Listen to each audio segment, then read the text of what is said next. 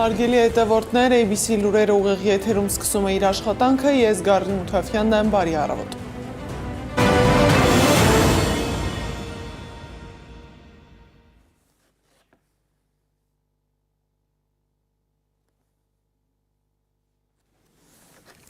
Ավելի քան 10 ժամ տևած խուզարկություն 70-ից ավելի հասցեներում, Գագիկ Ծառուկյանի տանը, նրան պատկանող ընկերություններում և այդ ընկերությունների տնօրենների տներում և քննչական կոմիտեն հրապարակել է մեղադրանքն ու առգրավված իրերի ցուցակը։ Ըստ քննչական կոմիտեի Գագիկ Ծառուկյանին և ևս մեկ անձի ձերբակալել են 2022-2024 թվականների ընթացքում առանձնապես խոշոր չափի խարդախության և փողերի լվացման գործի շրջանակում։ Երրորդ անձի նկատմամբ կայացրել են ձերբակալման որոշում։ Ըստ հաղորդագրության խոսքը Իրան-Հայաստան առևտրային պալատում ծավալած գործունեության մասին է։ Կոմիտեն պնդում է, թե ներկրումները քողարկելով տնտեսական գործունեություն ծավալելու ձևական դրսևորումներով հափշտակել են ընդհանուր 21.072.827 ԱՄՆ դոլարի արժողության գույք։ Գագիկ Ծառուկյանին պատկանող առանձնատնից առգրավել են տարբեր կենդանիների և թռչունների, 190 խրտվիլակ, 3 առյուծ և 1 վագր տեղափոխել կենդանաբանական այգի։ Ըստ քննչական կոմիտեի հայտարարության, ապօրինի որսի հետևանքով շրջակա միջավայրին պատճառվել է 30 միլիոն դրամի վնաս։ Առանձնատանը պահվող մյուս կենդանիներին նախատեսվում է առգրավել և պատասխանատու պահպանությանը հանձնել հաջորդող օրերին։ Գագիկ Ծառուկյանին քննչական կոմիտեից տեղափոխել են Ավան և Նոր վարչական շրջանների ընդհանուր իրավասության դատարան, որտեղ քննելու են խափանման միջոցի հարցը։ Նախնական տեղեկություններով Ծառուկյանի գործի վերաբերյալ դատավոր են նշանակել հայտնի Մասիս Մելքոնյանին։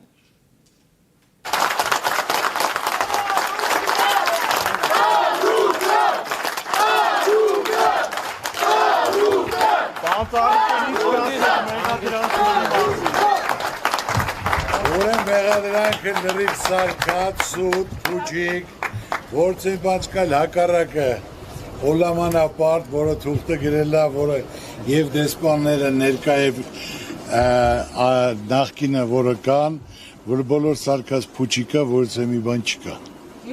100% դա ասենք թե ապացուցում, դա մեն ինչ պարզ կլի։ Ձեր հետ ենք պատասխան։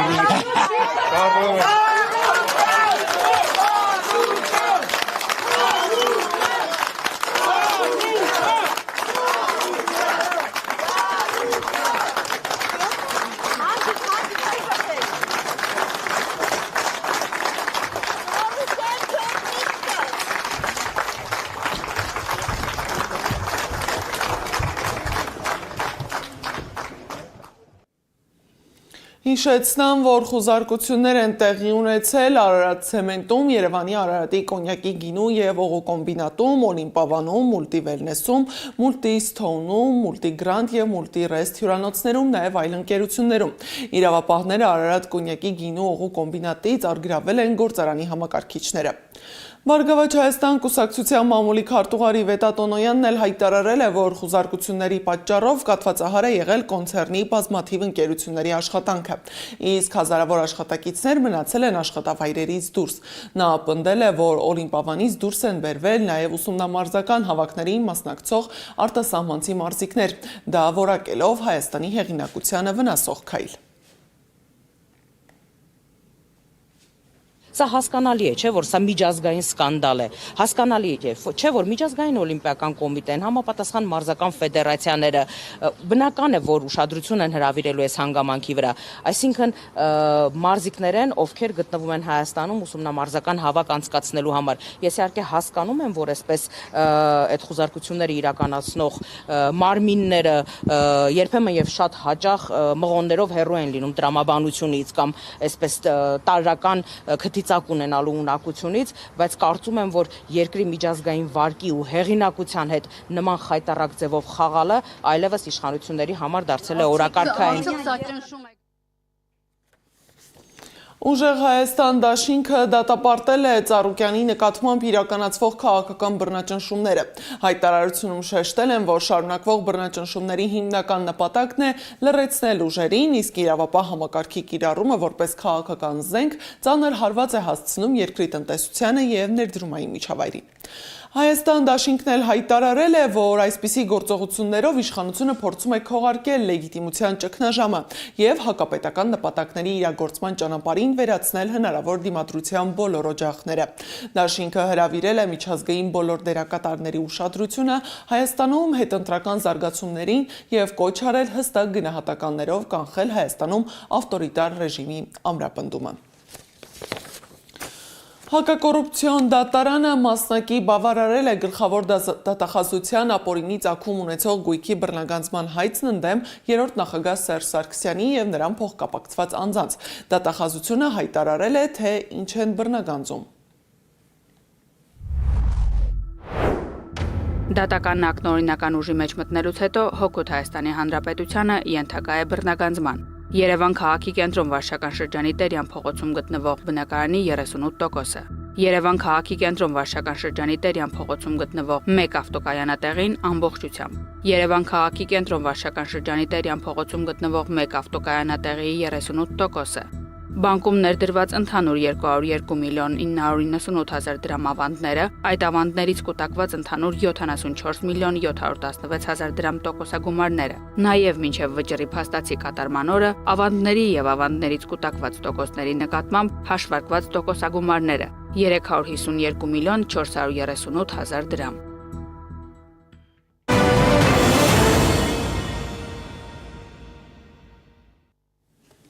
Նիկոլ Փաշինյանը Ռուսաստանում է, հանդիպել է վարչապետ Միխայիլ Միշուստինի հետ, որը տևել է մոտ 1.5 ժամ։ Միշուստինը հայտարարել է, Մոսկվան ակնկալում է, որ ընտրությունից հետո ձևավորված Հայաստանի նոր կառավարությունը կապահովի Ռուսաստանի հետ հարաբերությունների զարգացումը, բարեկամության և բարիդրացիության ոգով։ Նրա խոսքով Ռուսաստանը մնում է Հայաստանի արտաքին առևտրի գլխավոր գործընկերը, չնայած համաշխարհային տնտեսական անկայունությանը։ Փաշինյանն էլ հայտարարել է, որ ինչպես ընտրությունից առաջ, այնպես էլ ընտրությունից հետո տրամադրված են Ռուսաստանի Դաշնության հետ հարաբերությունների հետագա զարգացմանը Եվրասիական տնտեսական միությանը մեր անդամակցությանը։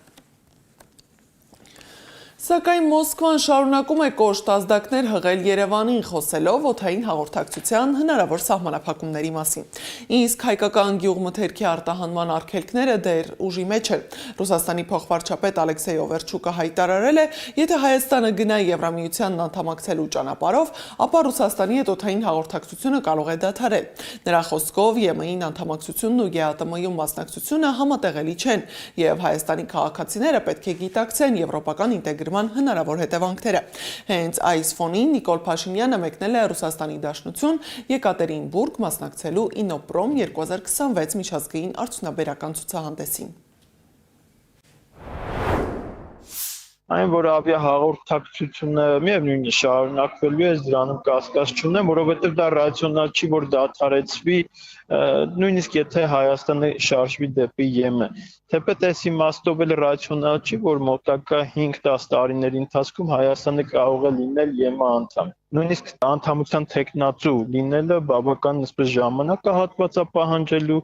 եւ ջանքեր, ինչը ես կարծում եմ դարձյալ իրատեսական չի առաջիկա առնվազն 5 տարիների համար։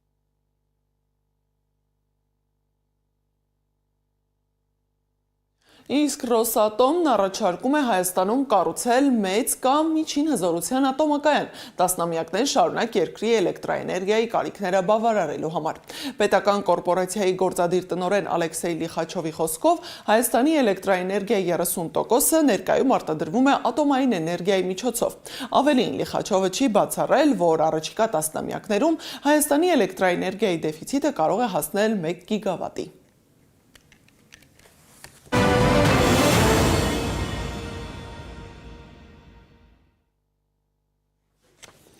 ԱՄՆ նախագահ Դոնալդ Թրամփը համոզված է, որ Մոսկվան և Կիևը ցանկանում են հասնել Ուկրաինայի շուրջ հակամարտության խաղաղ կարգավորմանը։ Նրա խոսքով Վլադիմիր Պուտինը ցանկանում է, որ սա ավարտվի, Ուկրաինան նույնպես։ Թրամփը վստահեցրել է, որ հակամարտության ավարտն ավելի մոտ է, քան կարող է թվալ։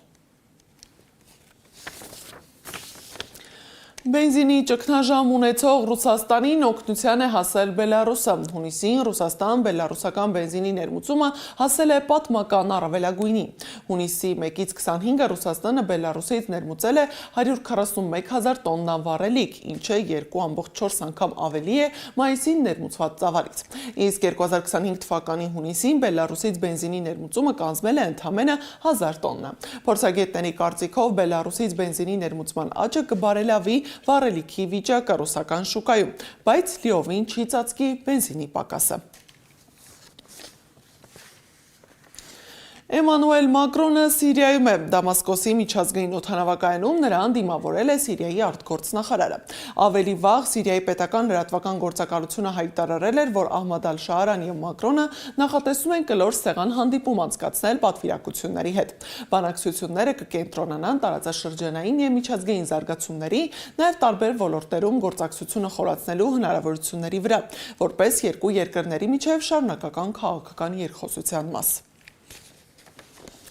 Եվ վերջում եղանակի մասին։ Շրջանների զգալի մասում եւ Երևանում սպասվում է կարճատև անձրև եւ ամպրոպ։ Առանձին վայրերում հնարավոր է նաեւ կարկուտ։ Հուլիսի 7-ից 8-ին առանձին հատվածներում անձրևները կլինեն հորդառատ։